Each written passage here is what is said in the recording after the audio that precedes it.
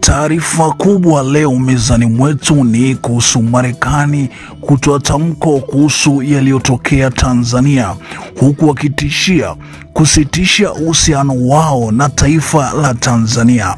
Asante sana kwa ambaye umekwisha kusubscribe. Ambaye bado, tafadhali ni kusibonyeza sasa maneno subscribe kisha alama ya kengele.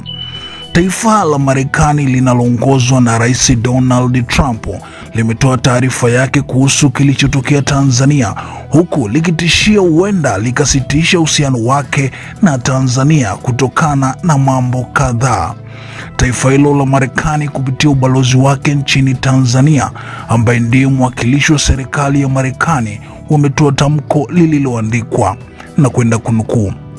Tamko la Tommy Pigott, naibu msemaji mkuu, kutathmini upya uhusiano rasmi kati ya Marekani na Tanzania. Marekani inathamini ushirikiano wake wa muda mrefu na watu wa Tanzania, ambao umeleta ustawi kwa wananchi wetu na usalama katika kanda hii. Hata hivyo, hatua za hivi karibuni za serikali ya Tanzania zimezua wasiwasi mkubwa kuhusu mwelekeo wa uhusiano wetu rasmi wa kibalozi na kuaminika kwa serikali ya Tanzania kama mbia. Kwa hali hiyo, Marekani inafanya tathmini ya kina ya uhusiano wetu na serikali ya Tanzania. Matukio yanaendelea kufanywa na serikali ya Tanzania ya kukandamiza uhuru wa dini na uhuru wa kujieleza, kuwepo kwa vikwazo vya mara kwa mara dhidi ya uwekezaji wa Marekani na ukatili dhidi ya raia kabla na baada ya uchaguzi wa Tanzania wa Oktoba 29 ni mambo yanayotufanya tutathmini upya uhusiano wetu. Vitendo hivi vimewaweka raia wa Marekani, watalii na maslahi ya Marekani nchini Tanzania hatarini na kutishia kudhoofisha ustawi wa usalama wa pamoja ambao umekuwa alama ya ushirikiano wetu kwa miongo kadhaa. Marekani haiwezi kufumbia macho vitendo vinavyohatarisha usalama wa raia wetu au usalama wa utulivu wa kanda. Mustakabali wa uhusiano wetu rasmi wa kibalozi na serikali ya Tanzania utategemea matendo yake.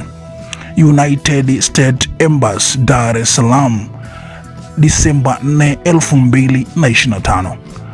Mtazamaji wa Mseto Media, hiyo ndo taarifa iliyotolewa na ubalozi wa Marekani nchini Tanzania, ikisema Marekani haiwezi kufumbia macho vitendo vinavyohatarisha usalama wa raia na utulivu wa kanda. Mustakabali wa uhusiano wetu rasmi wa ubalozi na serikali ya Tanzania utategemea matendo yake, wakisema wanaenda kufanya tathmini juu ya ushirikiano wa muda mrefu kati ya Marekani na Tanzania. Hii ndo taarifa mpya ambayo imetolewa na ubalozi wa Marekani, ambapo watu wengi wamekuwa wakijadili hivi sasa huko kuna mitandao ya kijamii. Na sisi kazi yetu kukuletea kila linalotokea. Tafadhali tuachie maoni yako hapo chini kwa lolote juu ya taarifa hii. Hii ni Mseto Media, hakikisha umesubscribe,